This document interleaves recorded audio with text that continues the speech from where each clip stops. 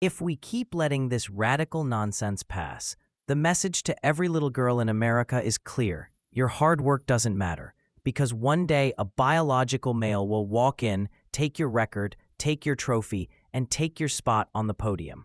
And you're expected to smile and clap while it happens. That's not equality. That's erasure. And if Republicans don't stand up now, if parents don't start speaking out, we're going to wake up one day and women's sports will be nothing more than a memory. Cruz. Thank you, Mr. Chairman. Title IX was a landmark civil rights law. It helped create the incredible breadth of women's sports and girls' sports that we see across the country.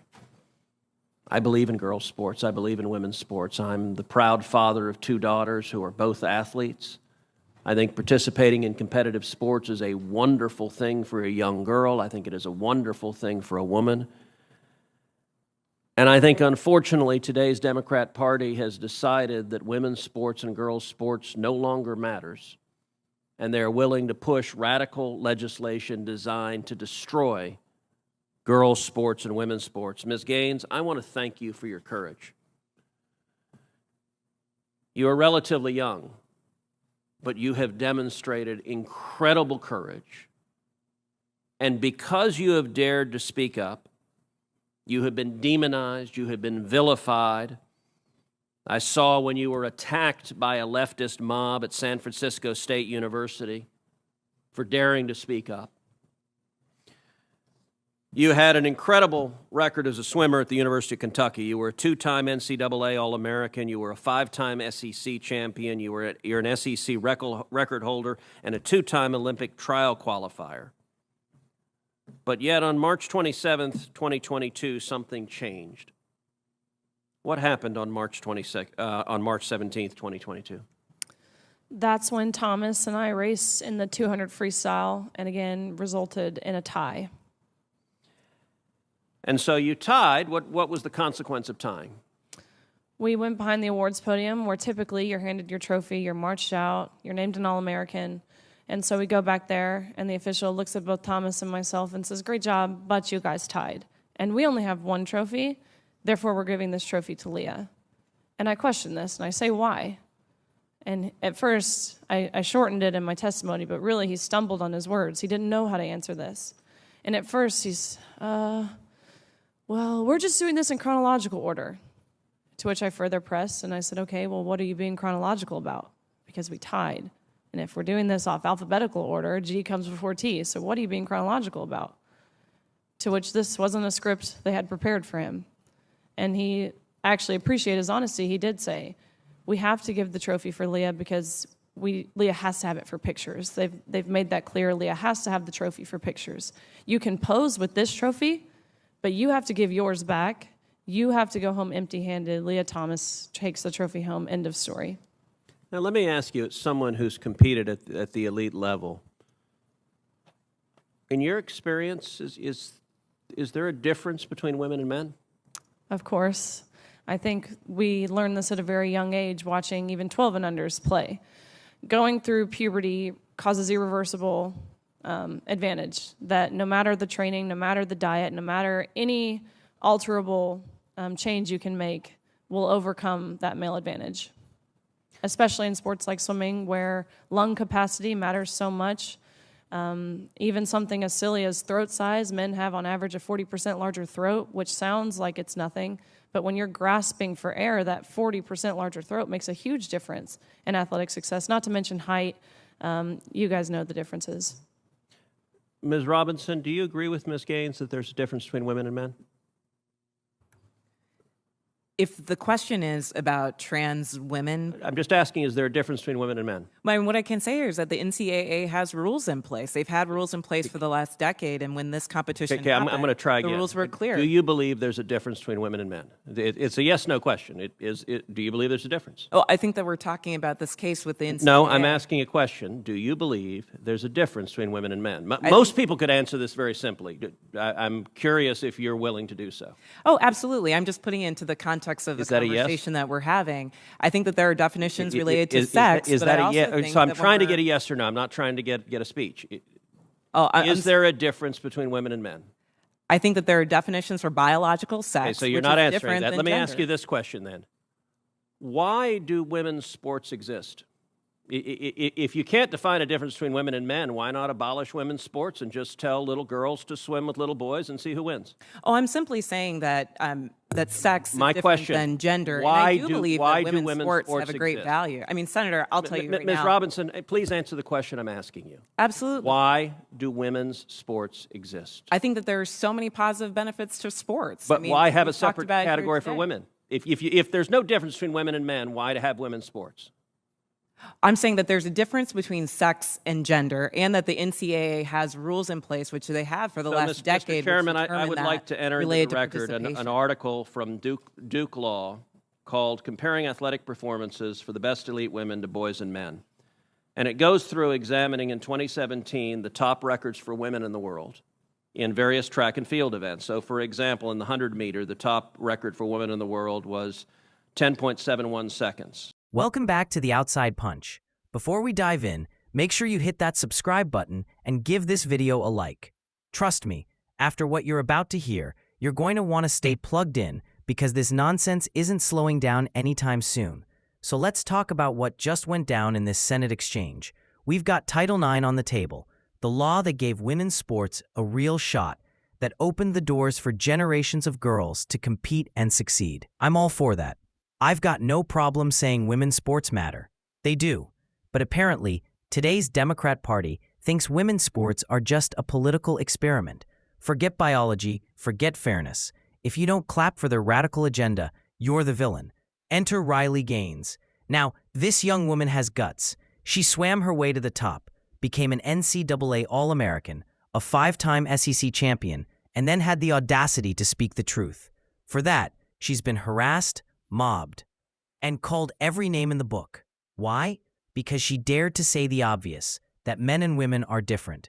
Imagine that, saying something a kindergartner understands, and suddenly you're public enemy number one. And then she shared this wild story. She ties Leah Thomas, yep, the male swimmer who identifies as a woman, in the 200 freestyle. A tie. Dead even.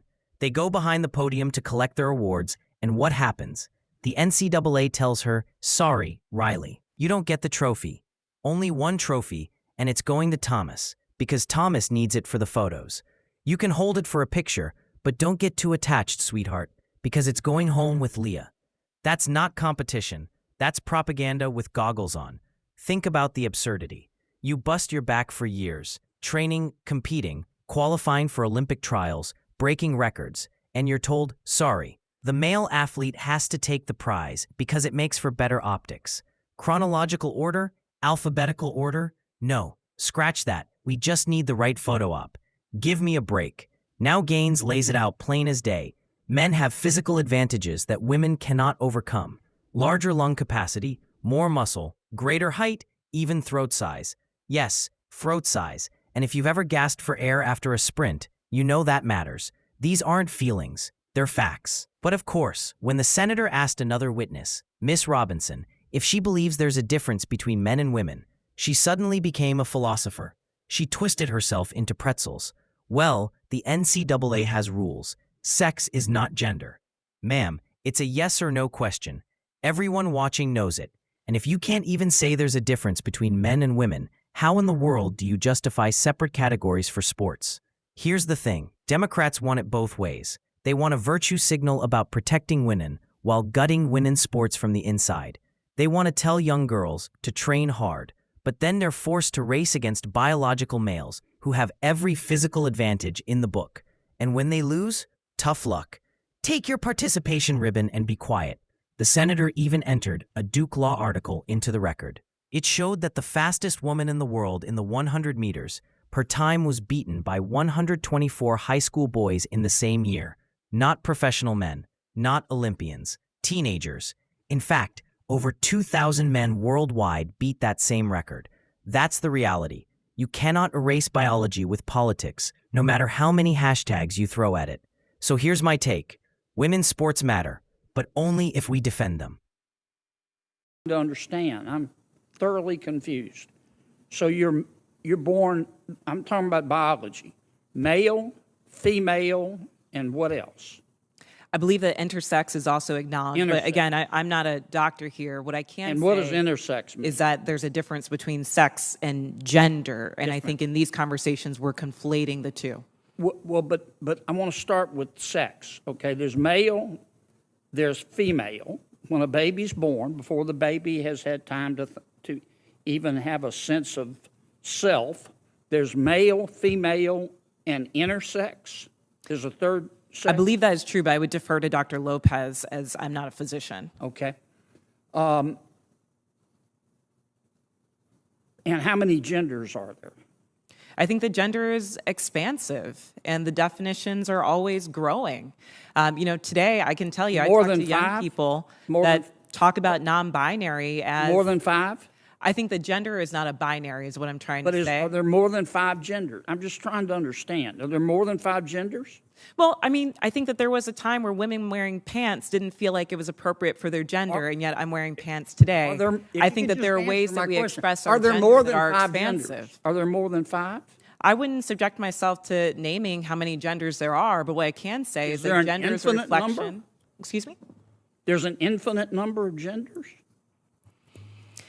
I think depending on your culture, there are a lot of different genders that exist. And I can also say that it's a term that's evolving. If you look at young people today, they really don't lean into the binary of only woman and man. So I think that it's incumbent upon us not to legislate on this, but create space for them to explore what their identities are, what their gender identities are. All right. Let's get back to athletics. I think I understand what you're saying. There are 3 sexes, male, female, and intersex. I believe that to be true, but again, I'm not a physician. And there are an infinite number of genders because gender is a mental state.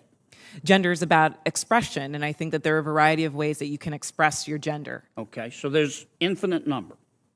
All right, let's go back to the biology. Male, female, boy, girl, okay? Biologically, do males have an advantage over females biologically in sports? Again, I'm not a physician, and I can't speak to that. What's your real-world experience? It depends. I mean, there are some people who are born male that I'm faster than if I were to sprint against them, and some that I'm not. Some males that are taller than some women, and some that are shorter. You don't believe that a biological male has a physical advantage in sports over a biological female? Not as a definitive statement. Give me an example. Well, no, I don't think. How many female members of the NBA do you see? Well, I can say that, there's been this news article about men that think that they could beat Serena Williams in tennis, right? That they think that they could actually score a point on her. And it's just not the case. She is stronger than that. What's your experience, Ben? Male, female? Both Serena and Venus lost to the 203rd ranked male tennis player, which they're phenoms for women.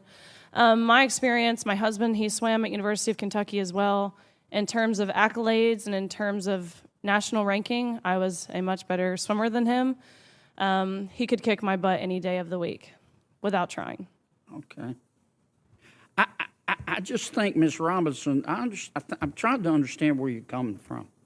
I think you lose a lot of credibility when you don't concede that a biological male has physical advantages over a biological female.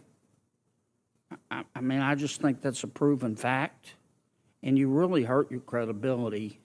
I understand you want the world to be a better place. I do too, and I don't think people ought to be discriminated against because of an immutable characteristic. I don't. And I think that I think everybody ought to be free to be themselves. And what you do in your bedroom or what I do in my bedroom with a consenting adult is nobody's business. But if what I do in my bedroom with a consenting adult, if I decide I want to tell somebody's child about it, then other people have rights too. And I think parents have rights. And I think biological females have rights to be able to compete fairly in sport. in sports. So I really think you hurt your credibility when you refuse to acknowledge that biological males have an advantage over biological females. It kind of makes me wonder about all your testimony. Thank you, Senator Mr. Chairman. Kennedy. I'm sorry, go ahead.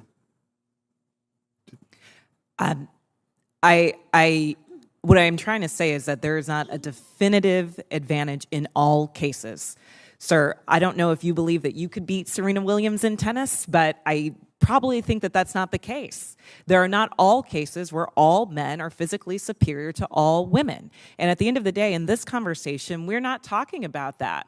We're talking about trans women who are, in fact, women, who deserve to play in a gender that matches their sports, who deserve all the benefits that Ms. Gaines is talking about. And as a cisgender black woman, I can say definitively that my womanhood is not threatened by a transgender person asserting hers as well. Senator Hirono. Thank you, Mr. Chairman. I thank all of the persons who are testifying today. For Ms. Robinson, do you know what